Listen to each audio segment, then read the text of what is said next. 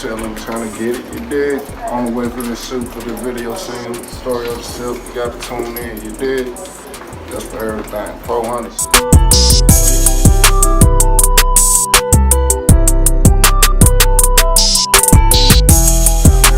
Brookhaven, Mississippi. There was like the bank here, the old school bakery. Shit, we had Fred Dollar Store. You know what I'm saying? You know, that's where a nigga was raised at around here. You know what I'm saying? Just I love my home, man, and I can never forget my home. That'll never happen, you dig?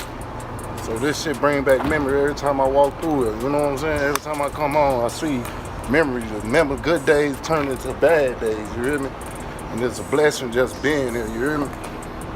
It's a blessing, you take everything, all your bad energy into good energy, mix it together, it's a blessing, dog, you dig? Fuck with it.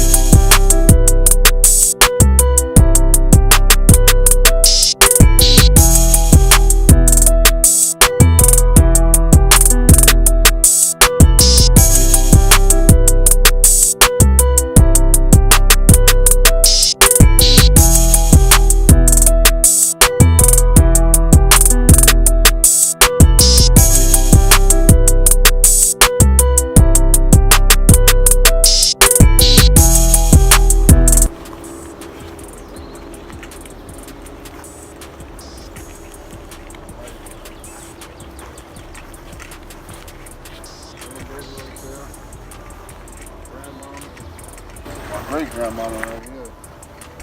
Well, every time I come home, man, I just gotta be here and pay a visit to my family, man. You know, my mama taught me how to be a man I'm here today. Shit, every time I come here, man, I have to come home and put something on these flowers, man. Right across the 400, man. This shit used to be a projects right here, man. All doing here now, they build it because the school made it to an old folks home, man. Shit crazy. You know what I'm saying? And it's a blessing just to be here today. Man, I came today to see everything, man. I came from my mama, my great-grandma, my grandma, and my grandfather right here. I never met them. I never met them.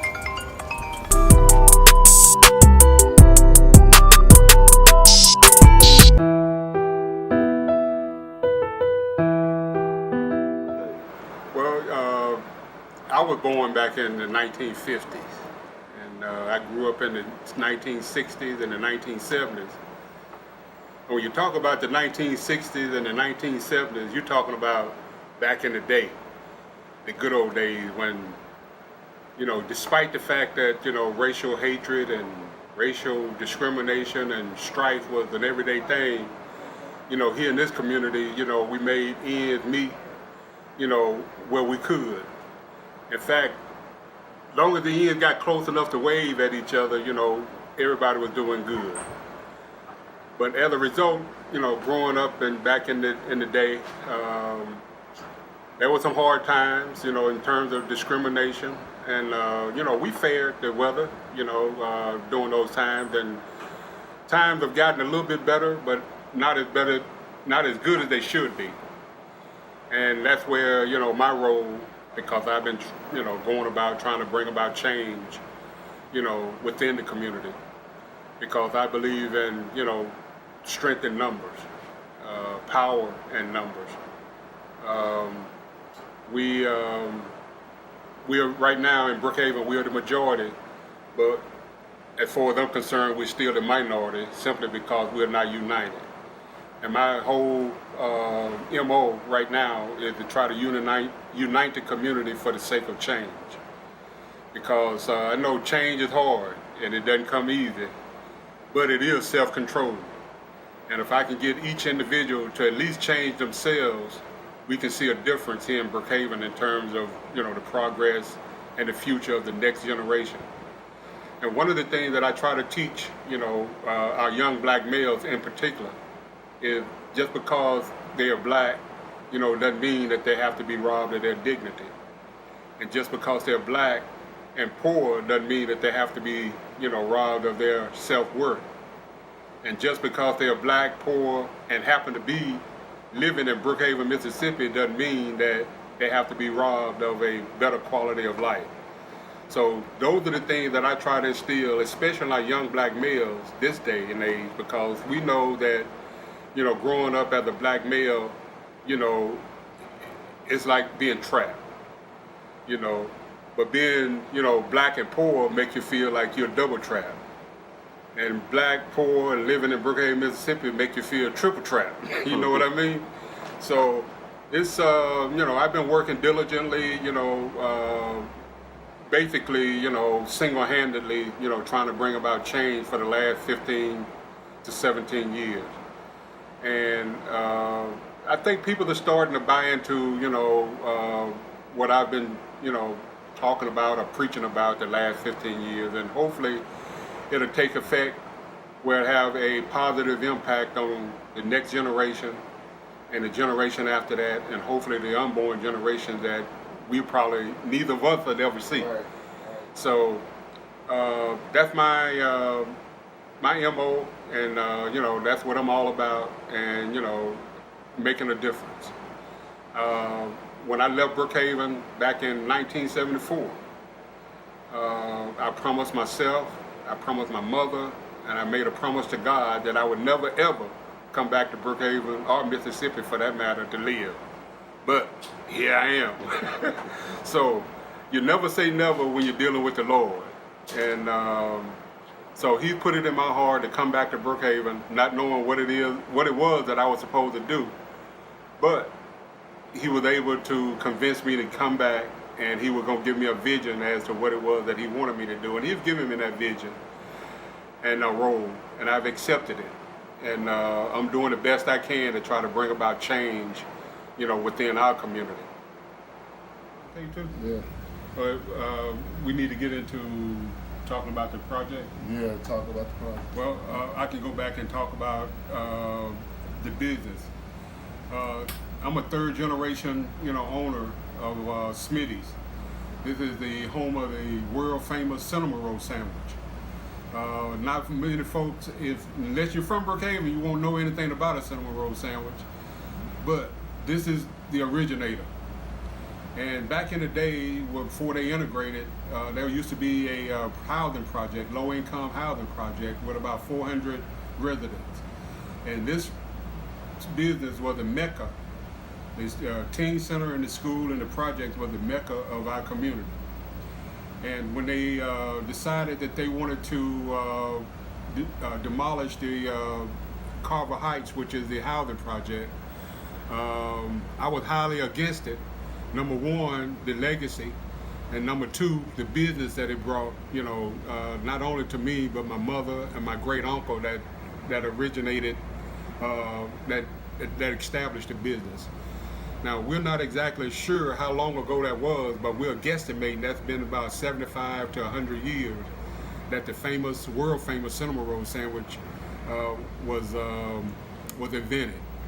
So I've, carried on the legacy, and I would like to, invite anybody that ever comes to Brookhaven to come by Smitty's and just try one of those famous cinnamon roll sandwiches, either bologna or sausage, or a combination of sausage and bologna. You can eat it for breakfast, you can eat it for lunch, or for that matter, you can eat it for dinner. But it's actually delicious. You can go to the website, Smitty's, and you will see a picture of the cinnamon roll sandwich. In fact, it's advertising to just see it. But the project was demolished back about almost 10 years now. And I think it was because of the asbestos infestation and the lead paint, in the buildings. And I hated that, like I said, because of the business as well as the legacy of the Carver Heights housing project, but it was probably in the best interest in the health and the well-being of all the residents that was living there. So I really have no qualms now that I've gotten accustomed to, just being a Lone Ranger. But it's working out. God has been good, so I can't complain at all.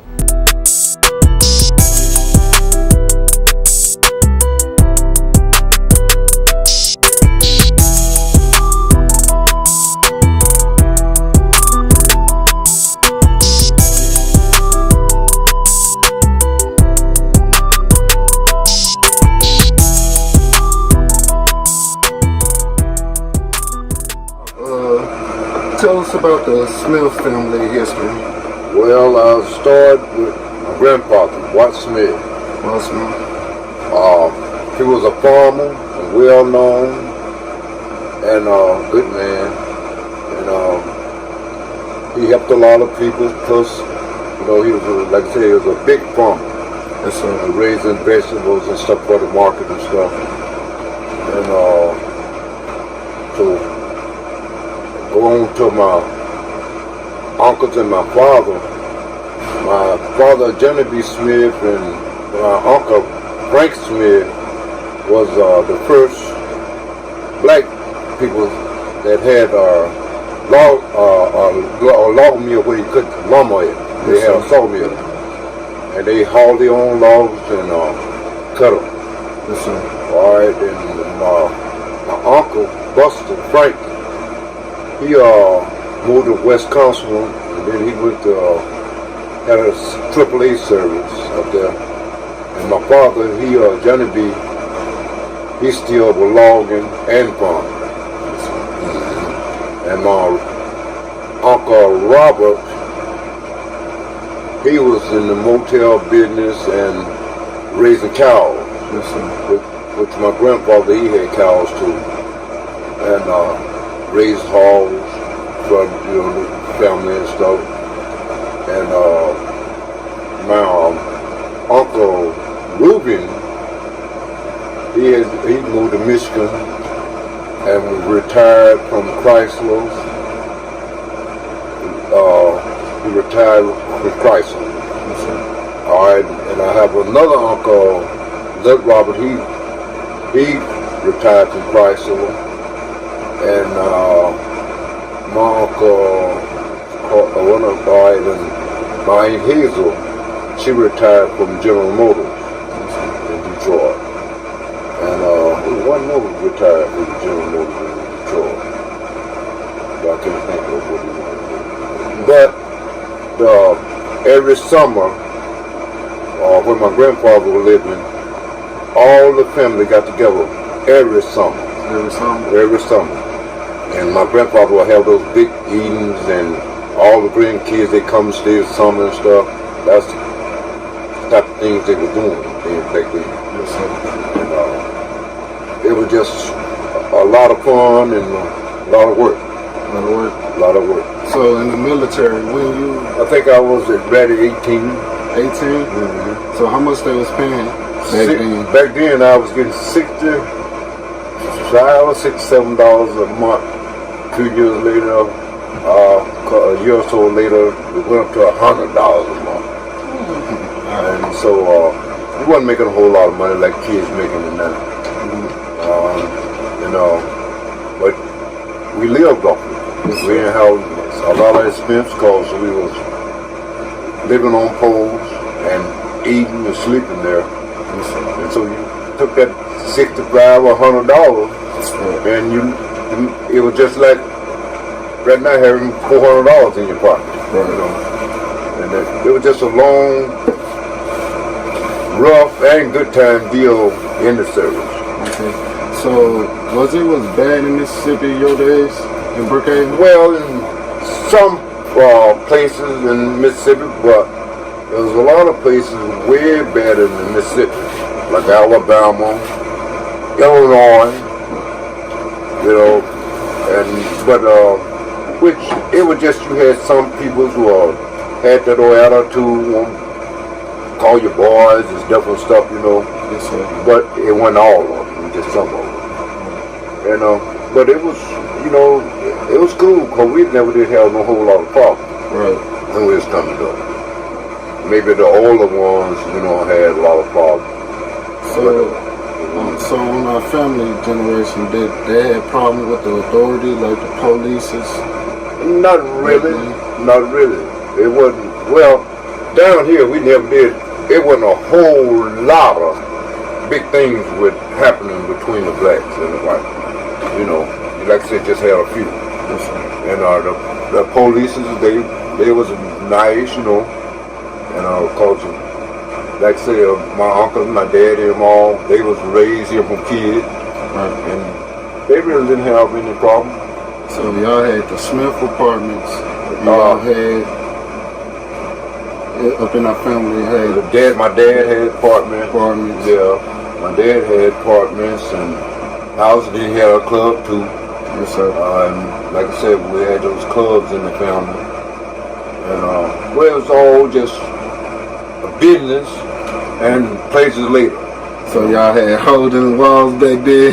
Well, it was they had nice places, but it wasn't like, if you kept that lip, it was pretty good. Right. But that lip what got you in trouble. Your lip. Your lip. So you on your retirement right now? Living your retirement life, huh? That's the best thing to do. Yeah, that's what I'm trying to do. Work hard. You got to work hard and keep your mouth and handle your business. And handle your business. Stay away from negative energy. That's right. And work, retire, and lay back. You know, I'm tired of hearing people like say Brookhaven is a bad place now. This is an old retirement home. It ain't a bad place. Brookhaven, I tell you what, Brookhaven is more peaceful, and any place you can go. Yes, sir. You ain't got to worry about nobody breaking in your house, robbing you. You can rest anytime. Rest anytime. Yeah, it's just not. It's more for a seller person. Right. You know, if you sell them and mind your own business, you ain't got no problem. But they ain't got enough for the younger generation to get into. Like, well, really, the big problem about the kids, they really ain't got nothing to do. Right. They ain't got no place to go, no team center, nowhere to enjoy themselves, like recreation with swimming pools. Now they haven't got little pee-wee baseball team. Yes, sir. And they play basketball. Some young play football. Yes, sir. But for real recreation, they need swimming pools, tennis courts, and stuff like that for the kids. Right. They got them for the grown people in these big places. Yes, sir. But they need something for the kids. How many sisters you got, Pop? Five sisters. Well, on my mother and father's side, it's 5 sisters, 5 boys.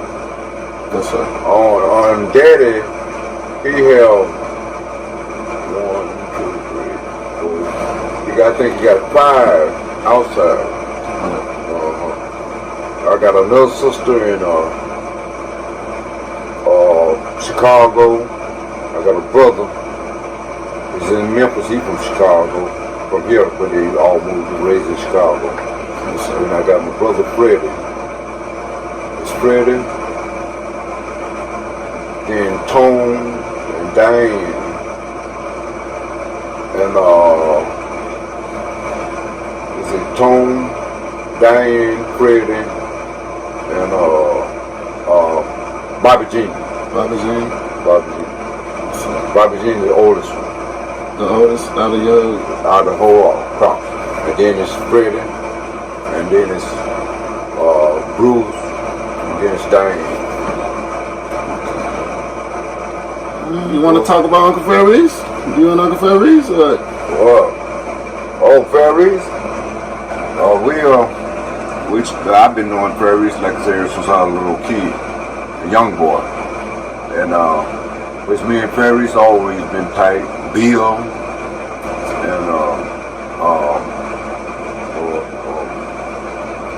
the oldest one. Email. All of us was real tight, you know, from years before email left for winter. But me and Ferris and Bill was real tight. Yes, sir. So how long Uncle Ferry's been in the city, in Chicago? Ferry's been there for years now. Years? Because Ferry's, he was in Chicago way before I went in London. And like I said, I was a young boy and Ferry's was in Chicago. Yeah. He asks about you every time I talk about it. He always asks about what my brother doing, John Lee doing. Oh, Slick Ferry. Yeah, that's his name, Slick Ferry. I know you see this, okay? We just talking about our family generation, man, and what he doing, man. Got to give back something to the community, because they think Brookhaven, Mississippi is a bad place. Certain people see certain things that happen in the town, and people think it's bad. Most things happen here, and you do it to yourself. You know, it's not somebody doing it to you, you're doing it to yourself. That's how it is. Because I'm going to tell you, I remember the times I was going back and forth to Chicago, certain places in Illinois, you couldn't even use the bathroom. Certain time of night you couldn't get gas. You know, if you didn't get your gas during the daytime, you couldn't get it at night. Yeah, you know, you had to get it a certain time. You know, couldn't go in the restroom, but they talk about Mississippi.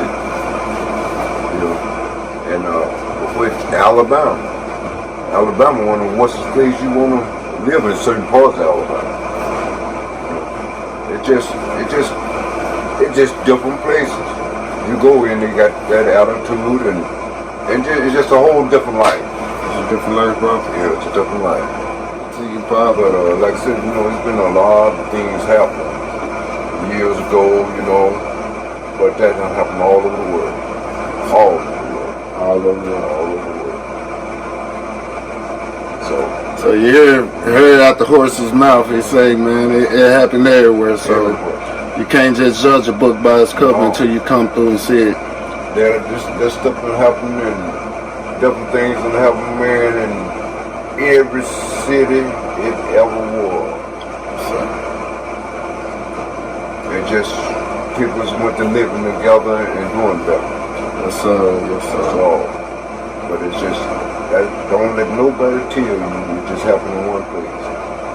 That's all over the world. Yes, sir.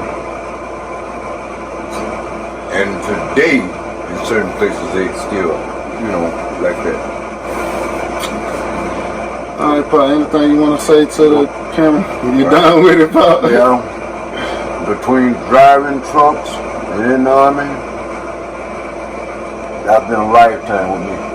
And I've been all over, just about all over the 48, 50 states. Yes, sir. And I know how they work.